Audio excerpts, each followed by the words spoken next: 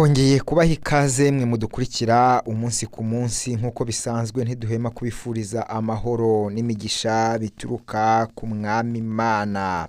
Birashoboka ko ari ubwa mbere uje ku isheni yacu. Isheni ni umucyo hambo, kandi birashoboka ko ari ubwa kenshi usanzwe uri inshuti yacu, nawe dukomeje kubigushimira. Uyu munsi tugiye kurebera hamwe mu Rwanda ku kigendanye na Rwanda Revenue, ikigendanye n'imisoro yo kubigendanye n'imitungo itimukanwa hano mu mujyi wa Kigali.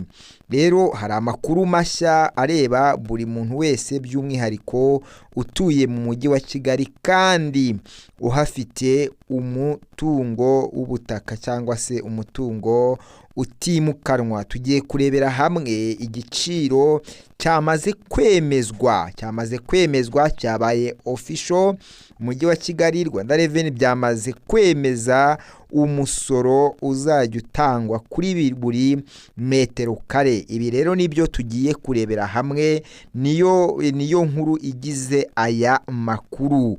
Rero mbere yuko dukomeza iyi nkuru yacu, ijambo ry'Imana riravuga ngo ubwenge bw'umunyabwenge buramurinda, ariko ubujiji bw'umupfapfa bumusubiza inyuma. Wabisanga mu gitabo cy'Imigani ibice 14 umurongo waho wa 16. Rero uyu munsi tugiye kurebera hamwe inkuru igira iti ibiciro bishya by'umusoro w'ubutaka mu mujyi wa Kigali byatangiye gukurikizwa. Turebe icyo bivuze ku baturage, impamvu byakozwe, nuko byifashe mu byiciro bitandukanye by'uyu mujyi. Ibi rero nibyo tukuzaniye, kandi nibyo tutazahwema kugenda tukuzanira, kuko intego yacu ni ugukomeza kukugezaho amakuru y'ukuri kandi acukumbuye yizewe.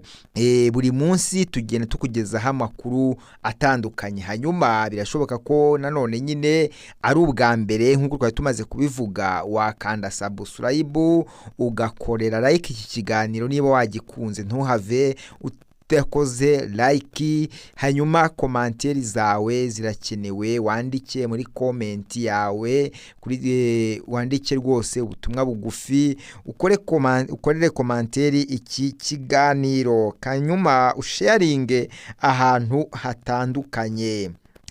Mu mwaka wa 2026 umujyi wa Kigali watangaje ku mugaragaro ko watangiye gukurikiza ibiciro bishya by'umusoro w'ubutaka bisimbura ibyari bimaze imyaka 7 bikurikizwa. Ibi byatangiye guteza impaka mu baturage nyuma y'uko benshi batangiye gusorera ubutaka bwabo bagasanga amafaranga basabwa yarenze ayo bari basanzwe bamenyereye. Abaturage batandukanye bagaragaje ko bagiye gusora bagatungurwa no kubona metero karimwe izamuriwe umusoro ugera kuri 80%, mu gihe mu mwaka ushize bari basoraga amafaranga make ugereranyije n'ayo ngayo bari gusora uyu munsi. Umujyi wa Kigali wasobanuye ko ibi biciro bishya byemejwe n'inama njyanama y'umujyi wa Kigali ku wa 21 Gashyantare 2025, kandi ko byatangiye gukurikizwa guhera mu ntangiriro z'umwaka wa 2026, wongeyeho ko igipimo byasimbuye ibyari byaremejwe mu mwaka wa 2017 na 2018, bikaba ari byo byari byagenderwagaho kugeza ku mpera za 2024. Ibi ubanza ubyumve neza cyane.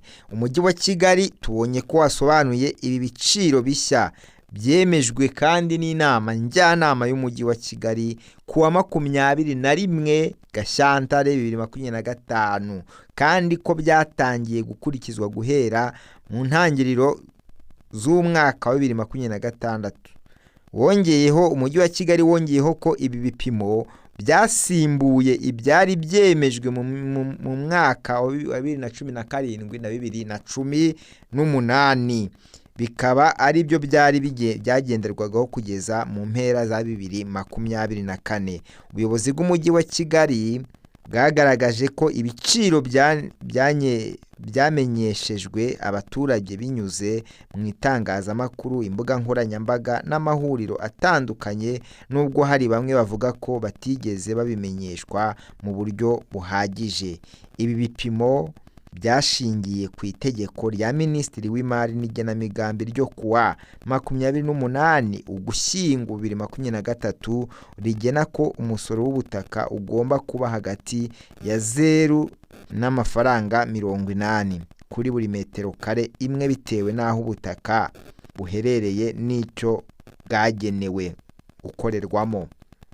Mu bice bya centre ya business district CBD by'umujyi wa Kigali, ahakorerwa ubucuruzi bukomeye, inganda n'ahadatuwe, umusoro uri hagati ya 70 n'amafaranga 80 kuri metero kare imwe.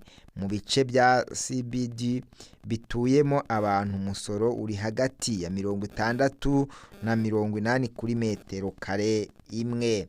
Mu bice bya Kigali bitari umujyi cyane, ahatuye abantu, umusoro uri hagati y'amafaranga 40 n'amafaranga 60 kuri metero kare imwe.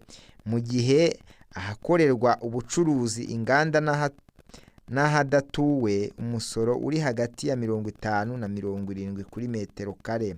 Mu bice bya Kigali biri hagati y'umujyi n'icyaro, mu dusantere tw'ubucuruzi n'ahari ibikorwa remezo by'ibanze, umusoro uri hagati y'10 n'amafaranga 40 kuri metero kare.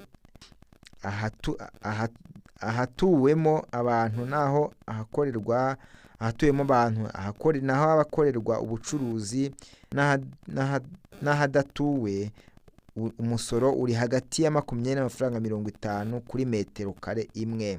Mu bice bigenewe ubuhinzi n'ubworozi, haba mu bice bitari umujyi cyane cyangwa mu bice biri hagati y'umujyi n'icyaro, umusoro uguma hagati ya 0 n'amafaranga 0 n'amafaranga 4 kuri metero kare imwe.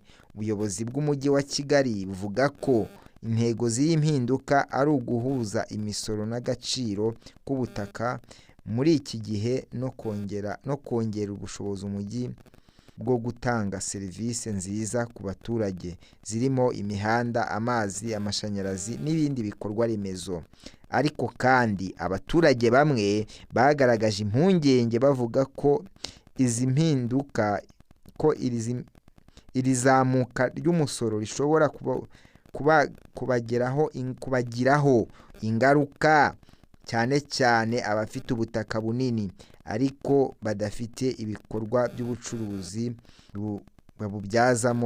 babubyarizamo inyungu ihoraho.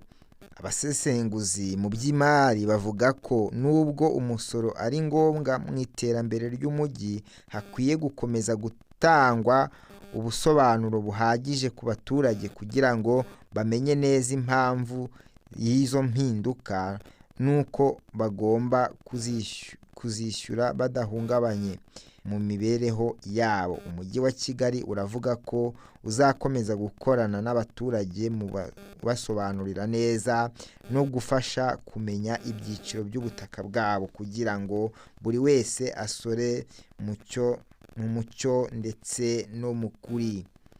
Ibi ngibi byose mubimenye neza cyane, ibigendanye n'umusoro ntago ari ibintu nyine biba byoroshye. Rero bakunzi bacu b'Umucyo Hambo, turabashimiye ko mudahwema kudushyigikira n'uyu mwanya. Ntuhave utiyandikishije ukanda subscribe, ukorera like iki kiganiro, share, komanteri yawe ihora ikenewe.